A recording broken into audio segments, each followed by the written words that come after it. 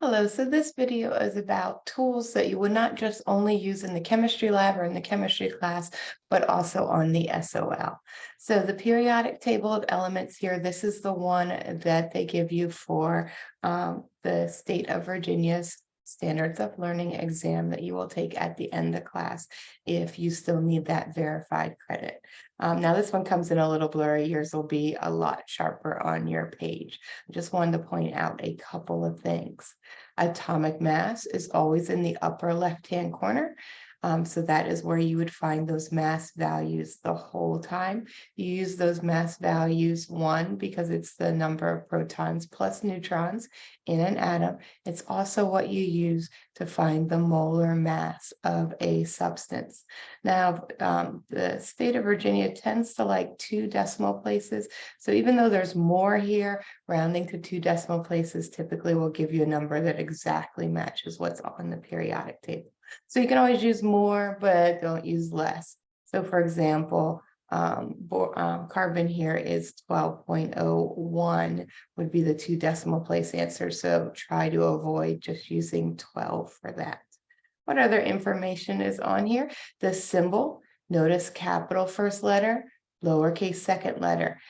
The first letter is always capitalized, just like the first letter in the start of a sentence. But if there's more than one, the second one is lowercase. So this is not CI here. This is chlorine. And it is capital C, lowercase l. So be aware of that arrangement. Sometimes they ask you some really basic questions on there. Atomic number, that's the number of protons. So boron has 5 protons, neon has 10 protons. And of course, your name is down there at the bottom, which is a nice plus because the later exams for AP, IB, or in college, they will give you a periodic table without the names. Why is it important to double check what you're doing here? Because they always throw in a problem where they want you to say, potassium is 4P. And obviously, when you look over here, P is phosphorus, potassium is K. So they will try to trick you with that. Go back and use the periodic table to help you out. What else is on here? Group 1, Group 2, all the way through Group 18. Those guys are your groups, otherwise known as your families. And so the columns share those similar properties, and they are called groups or families. So you know those right there. They will not tell you the group names. So do make sure you remember things like the noble gases are over here in Group 18. The halogens are in Group 17. The alkalis are over here in Group 1. The alkaline earth are here in Group 2. How do I remember which one's which? Because they both start the same. Group 2 is bigger than Group 1, so Group 2 has the longer name. Honestly, yes, that is exactly what I do. And then periods down here on the left side. Periodic table just means the row table of elements. It just means it's organized. Okay, so we have these periods. So you can look at period 4 would be this guy. And it's increasing in atomic number. And that's how we've organized the chart to help us see those similar properties that are shared by groups and families. So if somebody said, what is period 4, group 13's element? That would be gallium, 31 protons. Okay. Capital G, lowercase a. All right, how about Desmos? Desmos should be on the calculator portion of your exam now, so you will be able to use that to do lots of different things, and you can use these when you're doing the lab too, as long as you're showing the work what you would type into the calculator. That is all I need to do, so you don't have to physically do the adding, subtracting, multiplying, or dividing, or simplifying on your paper. You just have to know how to put the main items in there together. All right, so divide 1 times, oops, so some of these lost their little exponents there. Divide 1 times 10 to the 30 by 29 times 10 to the 10. Okay, so that little caret just means it's an exponent. So if you were writing that on your paper, it would be 1.0 times 10 to the 30, and we're dividing it by 29.35 times 10 to the 10. When you're plugging this into a normal calculator, try out a couple ones. Oftentimes it's 1.0 and the EE button and then the 30 to give you this response. In Desmos, I'm going to use the AB button down here for my exponents. So, and you can type this in using the keyboard that you see here, 1.0 times 10, AB button to the 30. And then you can hit enter and you can see, look over here, it is telling you it's 1 times 10 to the 30. It's the wrong sig figs, but that's okay. You just have to remember at the end that you had 2 sig figs in this problem. 1, 2, because you don't count anything after the X. So that numerator has 2 sig figs, even though Desmos does not do sig figs. ANS button, and then I'm going to divide that answer by what's in the denominator. This time I'm just going to type it in with the keyboard that's actually attached to my computer. 29.35 times, times is using the little asterisk, which is above the 8, 10, and I can use the caret just like I had before. That's above the 6 instead of the AB button to the 10. So either of those ways will work to give you your answer. So when we divided those two there, we got 3.4071553 times 10 to the 18. If you had it on a calculator, it would do 3.4071553 e to the 18. So just always look for that. If you just report what's over on this side to the left of the e, you're going to get 0 points.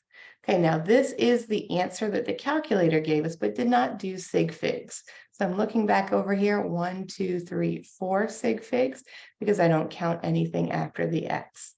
Did you notice this denominator isn't even in scientific notation? No, it has a number in the 10 spot. That is not allowed if it's scientific notation. That should be 2.935 times 10 to the 11. Sometimes the SOL gives you weird information. Just go with it. Type it in to get your answer. All right, so 2 sig figs is the least number of sig figs. So I underline the first 2 numbers that are significant here, and that's the 3 and the 4. So I'm either going to round down the 3.4 e to the 18 or round up to 3.5 e to the 18. It's a 0, so I'm rounding down. My answer is 3.4 e to the 18. If you are not using Desmos and you're not using the EE button, then use parentheses on stuff like this. And next guy, we did the first one. Okay, solve 2.35. So let me get a new thingy over here.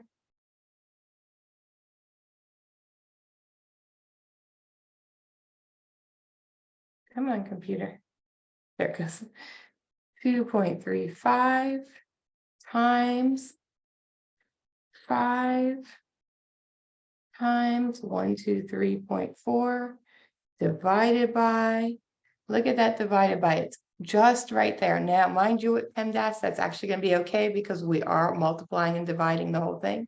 But the other thing you could do is you could add parentheses to the front and back, either using the parentheses buttons here or just clicking and using the one on your calculator. Oh, and there's a comma. Check your work carefully because a comma means something different. And now I'm going to divide by 2.5 times 10. 2.5 times 10. Notice it is all under this divisor, so it is okay. But if you were typing this on a regular calculator, you would get the wrong answer unless you used parentheses. So just be aware of that. Check out your answers compared to mine to make sure you're making the right statements here. All right, 2.35. 3 sig figs. 5, 1 sig fig. 1, 2, 3, 4, 4 sig figs. 2.5, 2 sig figs. 10, Okay, remember 1, 2, 3, 4, 5, 6, 7, 8, 9, always significant. The 0, you got to think about it. This is a trailing 0 because it's on the right of the numbers. And I don't see a decimal. No decimal, not significant. So even though I know the decimal place it's there, it's not physically seen. So this does not count as significant. 1 sig fig. So my answer is going to be rounded to 1 sig fig. Now, Desmos can't figure out what 1 sig fig is, but in some cases, it will help you round. 1 sig fig, I underlined the first significant thing. And now let's think about that.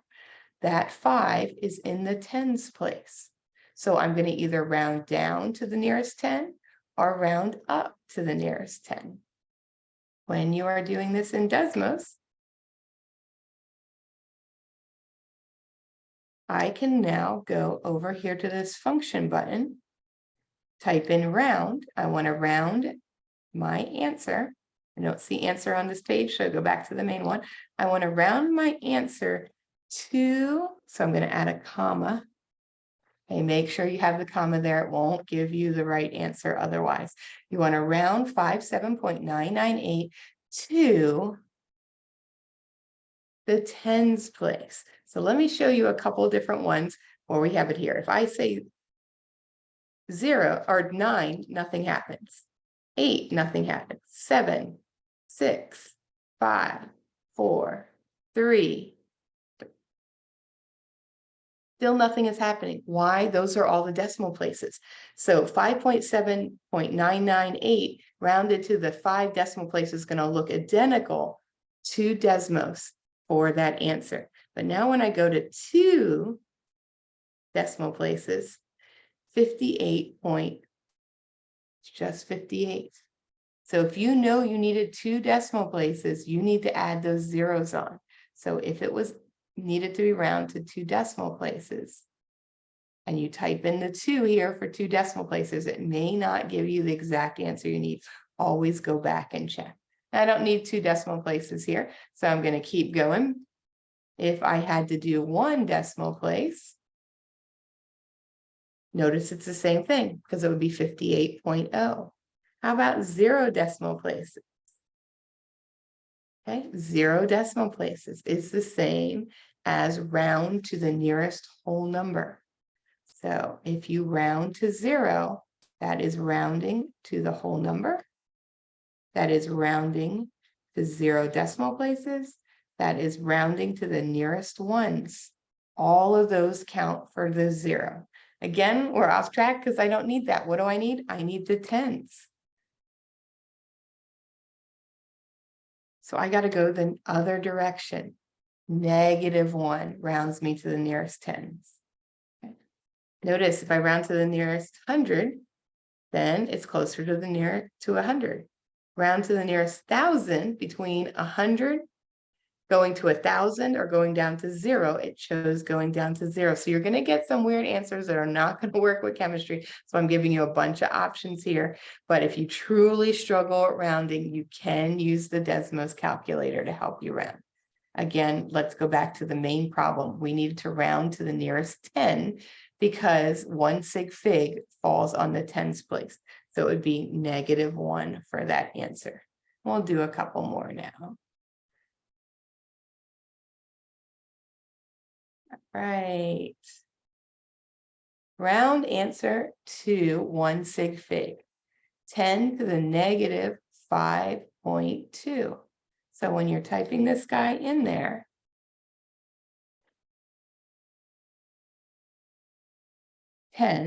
AB button to the -5.2. Okay, notice we never leave exponents in decimal form. This is considered improper, just like improper fractions. So you can plug it into Desmos and it'll give you the calculator answer.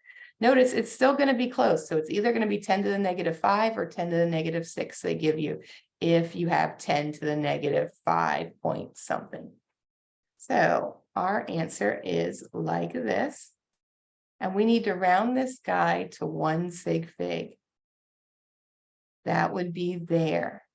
Desmos is not going to let you do that. Why not? because you don't have a place right there. That is not the ones place, so you cannot say round to the 0. So on that one, you do want to, anytime you have an exponent there, you want to do that on your own. We're either going to round down to 6.3 times 10 to the negative 6 or round up to 6.4. The next number is a 0, so it's 6.3 times 10 to the negative 6, or how Canvas or your calculator might show it, 6.3e to the negative 6. And let me go show you so you know for sure why I'm saying that rounding does not work. Rounding is in function. We're rounding the answer, comma, and then normally you would say round to 0 decimal places. It gives you a 0. Why? This number, 6.3 times 10 to the negative 6, is a super small number because it's a negative. So your hops have to make it negative. How many hops? 6 hops to the left. 1, 2, 4, 5, 6. So this number is actually 0.00000063. That is why when it says round to the nearest ones, it came up with 0.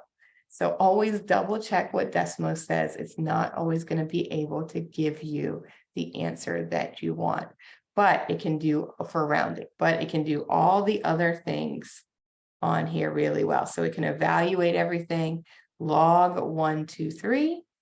Okay, you can probably type in log 1.23, and it can figure it out that way, or that's in your functions calculator, log, and then go back to your main page for your keypad, 1.23. Notice it is the same thing. Okay.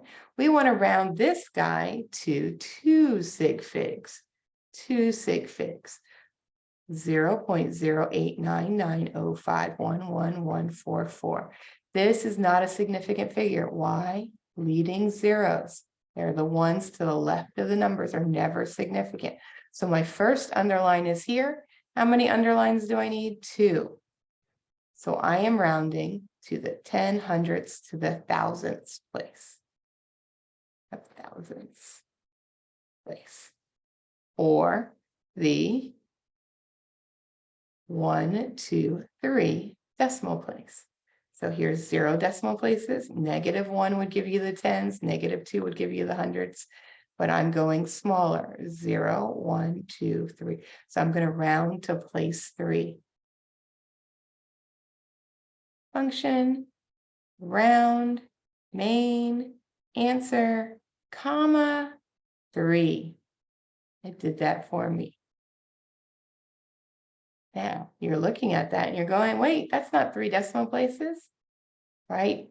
So your answer would be 0.090. Anytime, like I did at the beginning, anytime it gives you smaller than what you need, you just add zeros to fix it. 1, 2 sig figs. These guys do not count as sig figs.